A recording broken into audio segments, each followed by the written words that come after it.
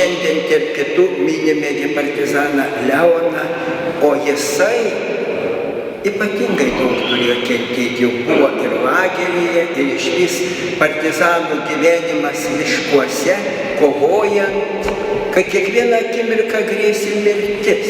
Ar tai ne kančia? Tiesa, nuoširdžiai meldžiame tave, palaimink šį paminklą, pastatytą mūsų brangiųjų mirusiųjų atminimui, o juos ir mus pakvieski savo šventųjų draugiją. Prašome per Kristų mūsų viešpatį. Amen.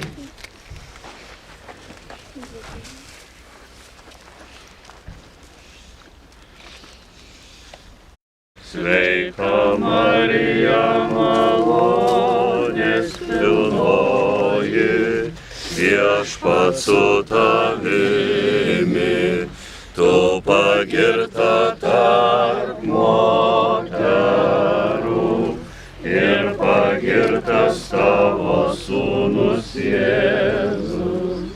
Pagirta miečia, amžinąją ir daug mirusią, viešpatie ir amžinoji šviesa, jam tešviečia. Partizanas, politinis kalinys, kovotojas už tautos laisvę Leonas Laurinskas gimė 26 vasario 25 Tauragės apskrities Batakių valsčiaus Graužų kaime. Tėvas buvo miškininkas, o Leonas augo mamos tėviškėje prie Upynos. Šeimoje dar buvo jaunesnis brolis Domas. Mokėsi Vitogalos, Ringailių mokyklose. Perspėtas išvengė išvežimo priverstiniams darbams į Vokietijos Reichą. Artėjant frontui pradėjo kaupti ginklus ir šaudmenis. 45 vasario 16 Ruibiškės miške davė priesaiką ir įstojo į buvusio policininko Antano Suginto vadovaujamą partizanų būrį. Partizano slapyvardis Liūtas. Buvo ginkluotas automatu, automatiniu šautuvu, pistoletais. Priklausė Kęstučio apygardos Lydžio rinktiniai. Partizanavimo pradžioje tų pačių metų pavasarį Skaudvilyje sulaikytas kaip civilis, įtariant pasipriešinimo veikla. Pavyko apšaudomam pabėgti. Atkeršydami atėmė iš motinos karvę. Iki sužeidimo aktyviai dalyvavo ginkluoto pasipriešinimo kovoje, partizanų akcijose, kautynėse. Žuvus Antanui Sugintui vadovavimą būriui perėmė Leonas. Vėliau būrys susijungė su Kazio Šepučio Dobilo vadovaujamu būriu. 46 gegužę Ringalių kaime pats vienas kovėsi su okupacinių pajėgų karinė grupe, apšaudydamas ją automatu. Dalis kitų Leono partizaninių akcijų kartu su draugais. Apšaudė Mišučių mokykloje įrengtą bolševikinių rinkimų būstinę. Išvaikė stribų gaują, sunaikino dokumentus. Rinkimų dieną apšaudė Vitogalos būstinę. Tačiau 46 vasarą buvo užpulta partizanų stovykla Matutiškių miške. Partizanai apsigynė, nukovė dalį užpuolikų. Karapolio kaime 3 likvidavo 2 stribus, o 3 paėmė į nelaisvę. Leonas tą 3 pasivijo raitas. 46 lapkritį Šakviečio kaime dalyvavo kautynėse su sovietiniu partiniu aktyvu ir stribais. 47 sausyje paskirtas antrojo Batakių Panteros vardo būrio vadu. Jo paties teigimu iš viso dalyvavo 5 kautynėse. 48 balandžio 21 kautynių ir apsupties Kasbarynų miške netoli Lomių metu sužeistas sprogstamosios kulkos. Tada žuvo 3 laisvės kariai. Ne vieną parą išgulėjo miške vos įstengdamas pajudėti. Laimiai geri žmonės jį sužeistą ir beveik be sąmonės surado ir pranešė partizanams. Koją pavyko išgelbėti. Tik po 8 mėnesių atsistojo, tačiau vaikščioti dar neįstengė. Visą gyvenimą jautė sužeidimo pasekmes. Tais pačiais 48 gegužės mėnesį motina ir brolis ištremti Irkutsko sritį. Nuolatinis partizanų Liūto slaugytojas buvo partizanas Simas Jurgaitis baronas, žuvęs 52. Ilgai gydėsi, keisdamas vietas. Sykį iškentė Krato sodyboje, tuo metu jis buvo bunkeryje įrengtame ant tvarto. Buvo intensyviai paieškomas pagal sudarytą specialų jo paieškos ir sulaikymo planą. 53 lapkričio 25 pateko į Sovietų Sąjungos nelaisvę. Kai partizanais apsimetė 3 čekistai, jį apnuodijo cheminių preparatų ir perdavė sulaikymo grupiai. Provokatoriai imitavo Žemaičio apygardos partizanus, pasitraukusius iš savo teritorijos po apygardos štabo žūties. Partizanas Leonas prisiminė: kai pradėjo tie rusai iš krūmų lysti, nustebau, kiek jų daug. Ir dar su šunimis. Pabėgti jokių šansų. Surišo spygliuota viela. Paėmė pistoletą, 30 šovinių, lauko krepšį, kompasą ir maldinėlį. Suimtajam čekistai pasiūlė mainais į laisvę bendradarbiauti. Padėti išgaudyti likusius partizanus. Atsisakė. Tada grasino mirties bausme: arba padedi mums, arba sušaudome. Ištvėrė 16 tardymų. 54 kovo 27 Pabaltijo karinės apygardos karinio tribunolo nuteistas 25 metų laisvės atėmimo bausme. Kalintas Mordovijos lageriuose. 61-62 kalintas Vladimiro kalėjime. Iš įkalinimo paleista 68 lapkritį, tačiau gyventi Lietuvoje neleista. Gyveno ir dirbo Irkutsko srityje, vėliau prisiregistravo pas draugą Latvijoje. Grįžus visą laiką buvo sekamas KGB agentų ir patikimų asmenų, stebimas gyvenamojoje vietoje, siekiant nustatyti jo ryšius ir veiklą. Jam užvedė operatyvinio stebėjimo ir tyrimo bylas. Kai ką čekistai nustatė, kad platina kroniką ir kitus pogrindžio leidinius, dalyvauja perdodant informaciją vakarų radijui, bendrauja su kitais rezistentais. Pagal sufabrikuotą bylą už tariamą ginklo laikymą 75 nuteistas 1 metų laisvės atėmimo bausme. 78 įstojo antisovietinė pogrindinė pasipriešinimo organizacija Lietuvos laisvės lyga. Ir kitais metais pasirašėsi ne tik svarbiausiai šios organizacijos, bet apskritai Lietuvos antisovietinio pogrindžio svarbiausiai dokumentą 45 baltijiečių memorandumą. Apie jį būtų atskira kalba. Taip pat pasirašė protesto pareiškimus dėl Petro Ciziko, Alfonso Svarinsko neteisėto kalinimo, sveikinimą Lenkijos solidarumui jo pirmųjų metinių įkūrimo proga, kitus antiokupacinius dokumentus. Globojo iš lagerio grįžusi rezistentą Petrą Paulaitį. 82 oficialiai įspėtas KGB liautis. Lygai išėjus iš pogrindžio buvo jos tautinės tarybos narys.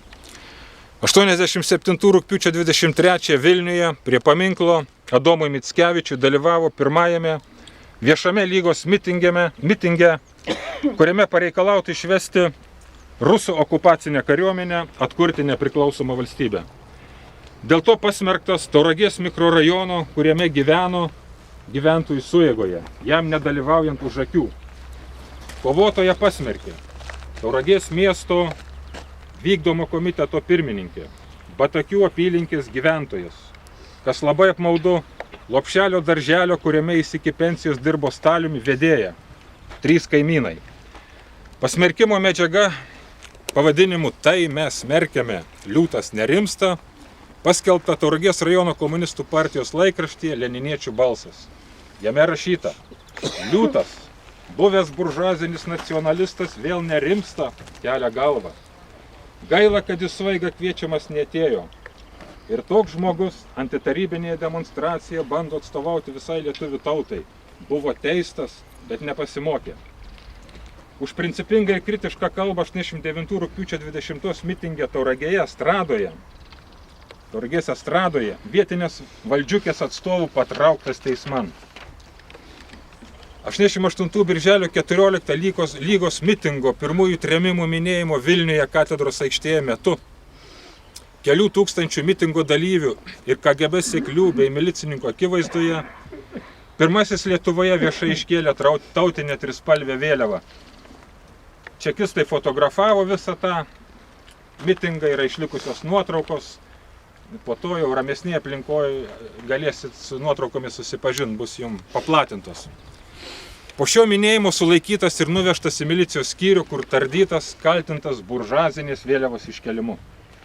89 vasario 12 Varniuose Lyga surengė pirmąjį mitingą partizanų kovai pagerbti. Leonas buvo vienas pagrindinių kalbėtojų, paraginęs jaunuomenę netarnauti sovietų kariuomenėje. Po šios kalbos sekė smerkiantis užsipuolimai komunistinėje spaudoje. Tų pačių metų, gegužės 7 dieną, Motinos dieną, Varniuose, Lyga pastatė ir atidengė pirmąjį Lietuvoje paminklą žuvusiems partizanams. Leonas pasakė įsimintiną kalbą. Kelios šios kalbos ištraukos. Partizanas yra nepalaužiama tautos dalis. Kada tautos egzistencija iškilo mirtinas pavojus, partizanas nesviruodamas atstatė krūtinę daug gausesniam priešui ir nesiskaitydamas su kovos pasiekmėmis aukojo savo gyvybę. Brangus tėvynainiai, būkime realistai, nemanykime, kad lengvai atgausime laisvę. Tas kelias į laisvę dar problematiškas ir šiandien sunku numatyti, kokio masto aukų pareikalaus. Bet šitai neturi mūsų atgrasyti nuo siekiamo tikslo. Per mūsų žemėje ne viena okupacija ir Dieve duok, kad ši jau būtų paskutinė. Niurnbergo karo tribunolo teismas nacistų partiją pripažino nusikalstamą organizaciją. Kyla teisėtas klausimas, o Rusijos komunistų partija ir nėra šito paties nusipelniusi. Brangus Lietuvos jaunime, daug jaunų veidų matau čia. Jums buvo lemta ateiti šį pasaulį sunkiu mūsų tautai metu. Jūs nematėte nepriklausomos valstybės gyvavimo, jums buvo brukama svetima ideologija. Buvo šmeižiama tautos praeitis, falsifikuojama istorija. Jūs esate tautos ateitis. Nuo jūsų priklauso tautos likimas. Būkite tvirti dvasioje, pažinkite mūsų tautos istoriją. Būkite aktyvūs blaivybės šalininkai ir savo krašto patriotai. Te gyvoja laisva, nepriklausoma Lietuva. Citatos pabaiga, sakyta prieš 25 metus. Po šios kalbos vėl organizuota eilinė šmeižto kampanija.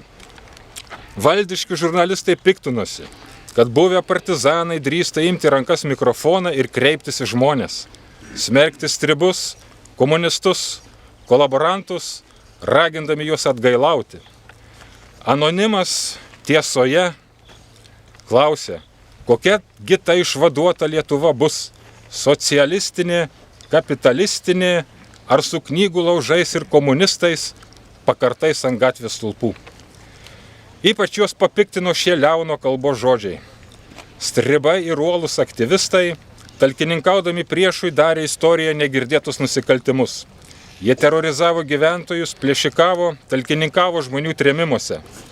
Pakelėse ir sodybose šaudė į kryžius, iššaudydavo gandrus lizduose. Buvo atveju, kai iššaudydavo žmonės, o namus sudegindavo. 91 sausyje partizanas Leonas gynė parlamentą jo viduje. Tais pačiais metais jiems suteiktas dimisijos pulkininko laipsnis. 92 apdovanotas sausio 13-osios atminimo medaliu. Dirbo krašto apsaugos departamente, saugumo tarnyboje, dalyvavo kuriant geležinio vilko motorizuotą pėstininkų brigadą, ėjo vado pavaduotojo pareigas, ugdė krašto apsaugos sistemoje tarnaujančią jaunuomenę. 94 krašto apsaugos ministro įsakymu apdovanotas vardiniu ginklu. 98 jam pripažintas ginkluoto pasipriešinimo okupacijai dalyvio kario savanorio teisinis statusas. Tais pačiais metais apdovanotas Vyčio kryžiaus ordino komandoro kryžiumi. 2000-aisiais apdovanotas Lietuvos nepriklausomybės medaliu ir kariuomenės kūrėjų savanorių medaliu.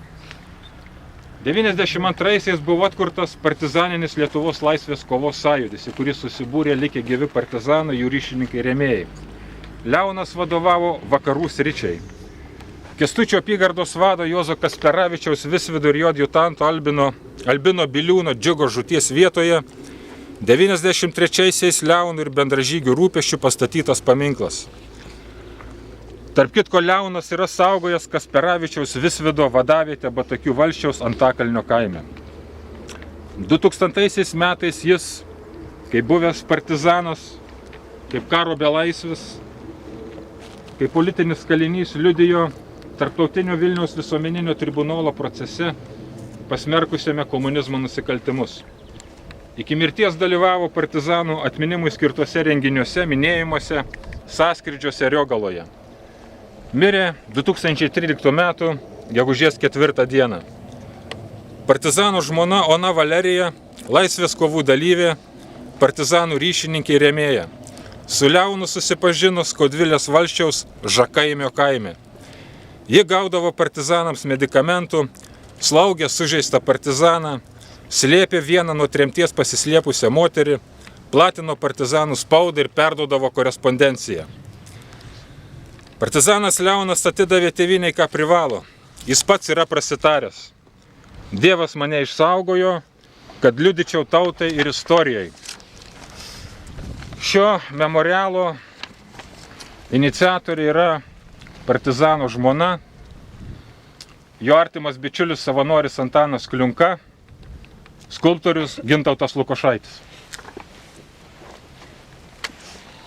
Dabar žodį tars pulkininko Leono bendražygis Petrusevičius. Didžiai gerbiami dvasininkai, gerbiamas vyskupė, kunigė, gerbiama mylima Leono žmona Valerija ir visi šiandien čia susirinkę pagerbti mūsų bendražygį, mūsų bendros kovos draugą savo buvimu čia. Ačiū už tai jums visiems. Į gyvenimą žmogus ateina visiškai nepažeistas, netgi visiškai nuogas. Jis turi tik tai motiną, kuri jį priglaudžia, auklėja, jis auga ir galų gale pasiekia tą amžių, kada gali savisaviai mąstyti ir pasirenka savo gyvenimo kelią. Leonas savo gyvenimo kelią pasirinko labai aiškiai. Čia prieš mane kalbėjęs pilną istoriją perskaitė, todėl aš nesikartosiu. O vienintelį atvejį, ką norėčiau priminti, ką nežino, nes žmona galbūt, kada jau 70 atrodo 3 ar 4 metais jam tos metus davė bausmės papildomai ir jis atsėdėjo kapsuko sunkių nusikaltimų kalėjime metus laiko. Aš jį dar važiavau paimti bausmės gale. Tai jis papuolė, kaip nekeista, labai ypatingom tokiom sutapimu. Pas mane tuo metu Kaune vyko krata, surišta su Kudirkos jūreivių pabėgimu. Mes jį buvom tik palydėję. Į Ameriką išleido ir vyko pas mane krata ir Leonas kaip tyčia atvažiavo, pasibeldė į duris. Ir jį saugumiečiai, aišku, griebė, aš ten rėkiau garsiai, bet jis neišgirdo, kad krata, jie ir būtų išgirdęs, aišku, nepabėgtų, jie pagautų. Saugumiečių buvo pas mane 8 tą kratą vykdė. Ir pas jį ką rado. Labai gaila, kad jis vežė Baliui Gajauskui, kadangi jis tada ruošėsi rašyti istoriją, mikrofilmus apie partizanus su įvairiom nuotraukom. Tai visa tai papuolė būtent mano, būtent čekistam į rankas. O už ką jį pasodino? Jo portfelį rado, reiškia, tokį, šlangą guminę ir gale ten kažkoks svoris švino, gal ten kas, tipo šaltas ginklas. Bet Leonas mūsų abu po tos kratos suėmė, nuvežė į saugumą. Mane saugume iki ryto išlaikė, o jį nuvežė į Baltijos viešbutį, nes iš tikrųjų nebuvo prie ko prisikabinti. Bet jo galbūt ir nenuteisė. Vadovavo majoras Rimkus toks ir labai įžeidė jisai juos. Reiškia, jis pasakė, kad aš netarybinis žmogus, man nusispjauta jūsų ten, žodžiu, juos labai įžeidė. Tai tas Rimkus jį, kaip sakant, irgi rado atsakymą, sako, o ko tu turi tą tarybinį pasą. Tai Leoną dar daugiau žėdė, jisai ten juos iškoneveikė visais įmanomais būdais, tame tarpe pasinaudodamas rusiškais epitetais išmoktais lageriuose. Ir Rimkus pasakė, tas majoras, aš tai pasodinsiu šaltą ginklą. Po to, kai mus jau išleido, Leonas slapstėsi virš metų ten Kaliningrado srity, ten Krasnoznamenske, įvairiuose vietose, ten visur buvo mūsų partizanų atsidėjusi prie registruotų, kadangi Lietuvoje žmogus atėjęs į šį gyvenimą nuogas, plikas, nieko neturėdamas, kada Dievas jį pašaukia į amžiną gyvenimą, jis taip pat išeina. Jis nieko negali su savimi įnešti iš to gyvenimo. Bet lieka istorija, kuri lieka amžina. Ir aš neabejoju, kad Leono istorija, čia jau buvo paskaityta, nesikartosiu, liks amžina ir mūsų, ypač kurie kartu ir konclageriuose buvo bendražygiai, iki mirties mūsų atmintyse, bet jis yra amžinas. Jis jau įrašytas į istoriją savo darbais, savo auką tėvynei ir absoliučiai niekas jo negalės ištrinti. Tegu keisis kažkur laikai ar ką. Žodžiu, džiaugiuosi, kad tiek daug čia žmonių susirinko ramybėje savo tėviškės žemėje, kuri mūsų protėvių, senelių, tėvų ir tavo pačio krauju taip gausiai aplaistyta. Leonai, būk ramus, mes su tavimi. Tu liksi visada gyvas mūsų atminty, Lietuvos atminty. Ačiū. Ačiū. Vyrai sakė, tik ilgai nekalbėk. Aš esu įsitikinęs, kad žmogus, kuris sulaukia 80 metų, jam negalima ilgiau kalbėti kaip 5 minutės. Tai aš ir tiek nekalbėsiu, kadangi man gerokai daugiau negu 80. Na, kada Leonas įstojo į Laisvės lygą, aš neprisimenu gerai, bet 88 metais mes minėjome tų trėmimų metinės ir jisai su savo draugais, giminaitis, čia viena yra iš jų, nematau jie. Jo brolio duktė ir dar vienas buvęs veikėjas, tryse jie pasiuvo vėliavą ir iškėlė prie aikštėj Gedimino. Na,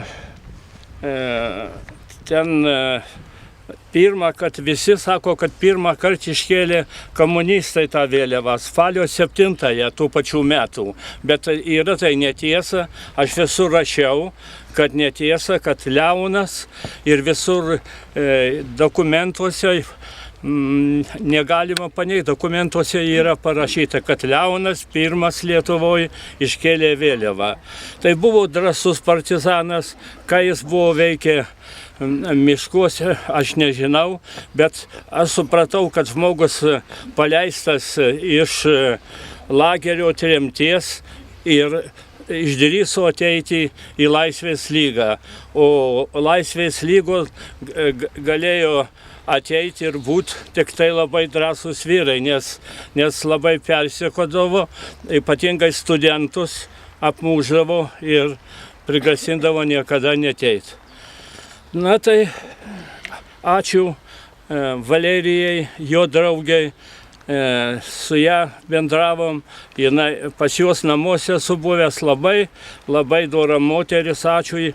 Ir ačiū tau, Leonai, kad tu neišvažiavai į vakarus, kur nors nepasislėpė, jau kovoja už Lietuvą. Labai ačiū, na ir atleis užteks tiek. Ačiū. Pulkininko Leono Laurinsko. Man didelė garbė, aišku, buvo stovėti šalia jo. Nuo 91 metų aš jį pažinojau. Tai pirmas susitikimas buvo 21 sausio įvykių metu. Kaip dabar atsimenu, mes vadindom Dėdę Leonui. Pasiėmęs TT pistoletą, apsikišęs už kelnių. Pilnas, kupinas ryžto žmogus. Matėsi, kad jokios nėra svarstymo, jokio nieko, pilnas ryžtingumo. Nu ir nuo to meto mes draugavom iki pat jo, kada viešpats pašaukė pas save. Tai buvo neeilinis vyras. Jo, atrodo, paprastas žmogus, kilęs iš eilinio Lietuvos kaimo, gyvenęs, nepasiekęs kažkokių tai didelių mokslo aukštumų. Tačiau šiandien mes čia stojame ir matome, kad ne tik, kad reiškia šitas gražus paminklas, bet ir kas svarbiausia, jo vis nuveikti darbai, jo atlikti žygiai. Tai yra pats didžiausias ir geriausias paminklas. Ir kiek žmonių susirinkusių ir čia nesančių šitą žmogų gerbė. Jau nekalbant apie krašto apsaugos sistemos darbuotojus, man teko garbė kartu, dar būnant, kuriant Tauragės Kęstučio motorizuotą pėstininkų batalioną, Dėdė Leonas auklėjo jaunus kareivius. Jo buvo tokia paskirtis, su kokia meilė, su kokia laimė jisai juos vedė į Asynų sekmadieniais į bažnyčią rikiuotę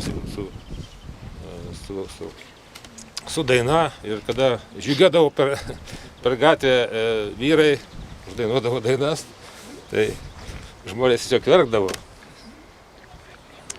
iškišę galvas per langą. Man didelė garbė taipogi įteikti poniai Valerijai šitą liudijimą, kuris dar sykį rodo šito garbaus žmogaus, dimisijos pulkininko Leono Laurinsko nuopelnus jau atkurtos valstybės krašto apsaugoje. Taigi, atkurtos Lietuvos Respublikos krašto apsaugos departamento ir pirmoji krašto apsaugos ministerijos vadovybė liudijimas. Mes toliau pasirašusie liudijime, kad Leonas Laurinskas atsiliepė į tėvynės kvietimą ir stojo į atkuriamą Lietuvos kariuomenę, gynė Lietuvos laisvę ir nepriklausomybę iki Rusijos federacijos ginkluotųjų pajėgų išvedimo iš Lietuvos ir toliau.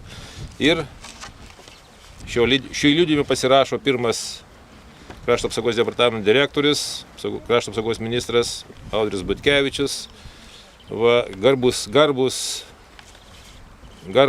vyrai Lauko kariuomenės brigados Geležinis Vilkas vadas, brigados generolas Česlovas Izerskas ir visa eilė kitų pareigūnų, kurie liudija, kad dimisijos pulkininkas Leonas Laurinskas pilnumoj atliko savo pareigą tėvynei.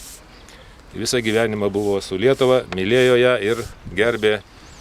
Ir tegu bus jam lengva ši tėviška žemelė.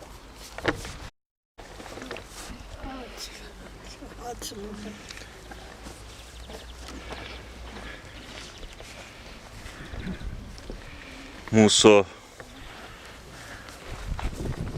minėjime dalyvaujantis vyskupas Jonas pamokslo metu sakė, kad neužmirštume savo istorijos.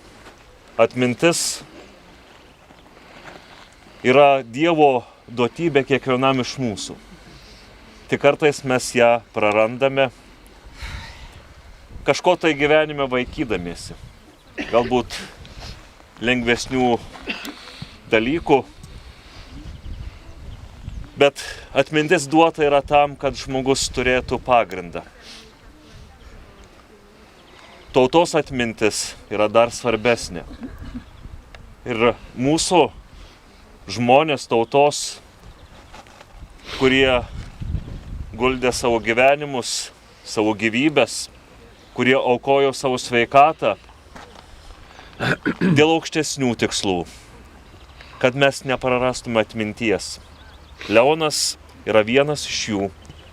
Mes esam šiandien jam dėkingi, esam dėkingi jo žmonai Valerijai, su kuria jis nugyveno labai gražų gyvenimą. Ir Valerijos vardu noriu šiandien visiems padėkoti. Padėkoti vyskupui Jonui, visiems Leono bendražygiams, visiems čia esantiems dalyviams.